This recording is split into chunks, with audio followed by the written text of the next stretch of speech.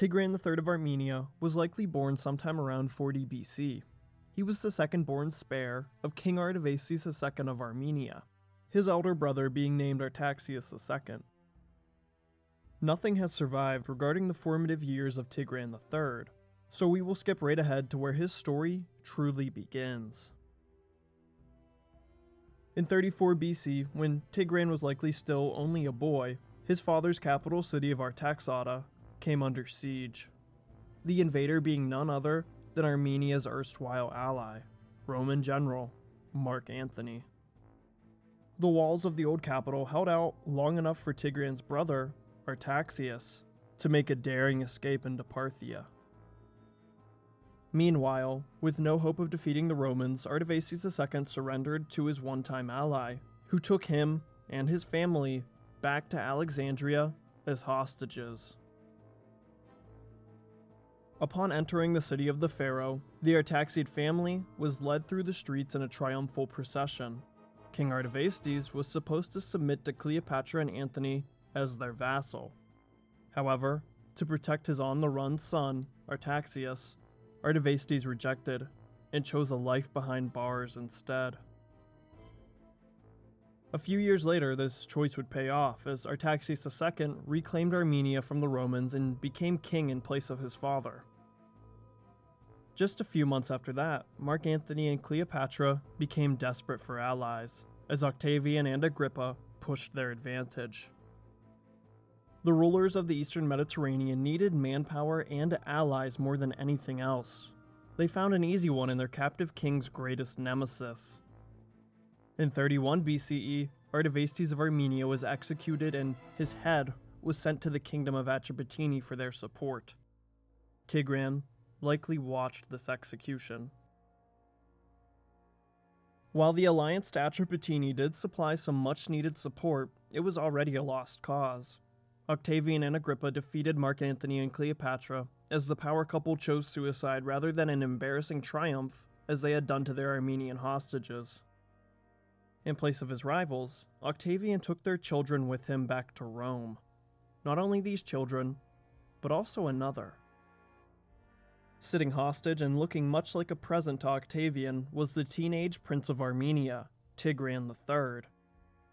He would also be brought back to Rome as an honored hostage, where he would join the other captive king and princes of Rome's many satellite states. His time in Rome would be very influential, as it was his first time in 4 years where Tigran would be treated less like a prisoner and more like royalty. On top of the Armenian and Egyptian educations that he had already received in his boyhood, Tigran also got a Roman education in his teenage and early adult years. All in all, Tigran would spend 10 years in Rome, likely most if not all of his 20s. In this time, Tigran's brother, Artaxius II, the now king of Armenia, was becoming something of a tyrant. Over the course of his 10-year rule, he ruthlessly persecuted the Romans who had betrayed him. Upon forcefully entering Armenia, he slayed garrison after garrison of Romans, sparing none. Then, when all the Romans ran out, he began executing native Armenians who had helped the Romans, even those who were forced to, and even the Armenian nobility. This continued for 10 years until the nobility, fearful of their childless king, looked to the only man that could save them, the Crown Prince of Armenia, Tigran III. After a meeting of the aristocracy, the Armenians decided to ditch their Parthian-backed tyrant king in exchange for a Roman-backed king who hadn't set foot in Armenia for 15 years. The nobles wrote to Roman Emperor Augustus, pledging their support for Tigran III and Rome. All he had to do was deliver Tigran. They would do the rest. Augustus sent Prince Tigran along with his heir, Tiberius, in the direction of Armenia. Before they could even see the mountains, King Artaxius was dead, assassinated at the hands of the Armenian nobles. Tigran III walked into Armenia, the only remaining male member of the Artaxid dynasty. Accompanied by Tiberius and the Armenian nobility, Tigran made his way to Artaxata, a city bearing his brother's name. It is probably here where the coronation ceremony of King Tigran III took place. Armenia had a new king. Not only this, but also a new overlord, trading the Parthians who mistreated Armenia in no serious manner for Rome, an empire nearly as land-hungry as Tigran the Great. Despite this, Rome was definitely the stronger of the two options for Armenia to side with. Of course, with Tigran III being a Roman hostage, there wasn't really any choice in the matter of who their overlord would be. Being allied to Rome brought its own sets of advantages, such as in trade and military protection. But one vital thing that Parthia had that Rome didn't at this time was a civil war. While Parthia was eating itself alive in civil strife, Rome had only just entered the golden age of stability that was the Pax Romana. For Armenia, this meant complete peace and stability for the first time in over 2 decades.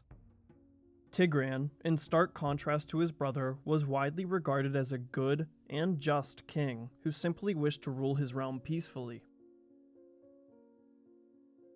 Although Tigran entered Armenia as the last of the Artaxiads, it didn't stay that way for long. A short time after entering Armenia, Tigran III would marry. The woman in question is unknown, but we can make a few assumptions that she was either handpicked by Augustus, the daughter of a powerful Armenian noble, or perhaps an Artaxiad from the sister branch of the family that used to rule Caucasus Iberia. Whoever she was, she would give Tigran III his first son, and by extension save the Artaxiad dynasty from a race. He would take his father's name and be known as Tigran IV, the crown prince of Armenia. Tigran III, like many Armenian kings, practiced polygamy and took on another wife. Again, we don't know who she was, but we can follow the same criteria and perhaps even overlap it with the assumptions about the origins of his first wife. Shortly after the birth of his son, Tigran III would welcome a daughter into the world by his second wife. She was named Aratu, which means peak or summit in Armenian. Indeed, she would be the peak queen in all of Armenian history. But I'm getting ahead of myself. With Tigran III's ascension, Armenia was firmly in the hands of Rome. Most nobles desired this as a favorable position, but some still remembered the times of Parthian vassalage and Roman betrayal. Even those who did not had a soft spot for Parthia, as they had more in common with them than the Romans who came from a sea away. Even some still wanted an independent Armenia. However, this was far from a possibility.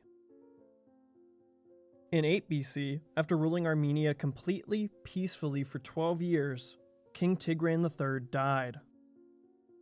We aren't sure about his cause of death, although we do know that he died rather young, most definitely before his 50th birthday. Succeeding him was his children, who would both become important in their own time.